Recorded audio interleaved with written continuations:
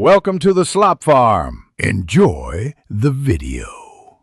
In this video, I will explain the costs associated with fixing a PlayStation 5 HDMI port. Understanding these expenses can help you make an informed decision about your repair options.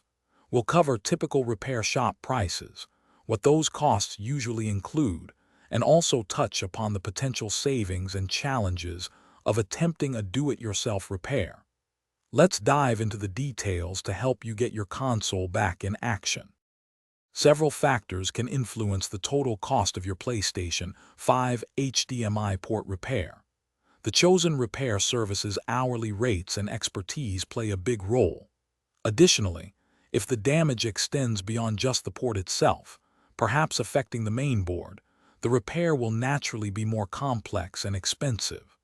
Always inquire about a diagnostic fee and a detailed quote before committing to any service. Deciding between a do-it-yourself repair and a professional service involves weighing several pros and cons. While a DIY approach can save you $50 to $100 in labor, it demands precision and the right tools. Professional technicians offer peace of mind, often providing a 90-day warranty on their repairs.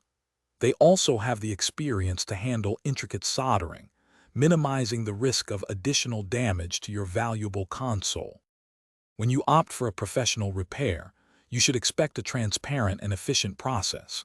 A good repair shop will first diagnose the problem, ensuring the HDMI port is indeed the culprit. They'll then provide a detailed quote outlining all costs. The actual repair usually involves carefully desoldering the old port and soldering a new one. Finally, your console will undergo thorough testing to confirm full functionality before it's returned to you. Thanks for watching. Consider subscribing if we helped you today.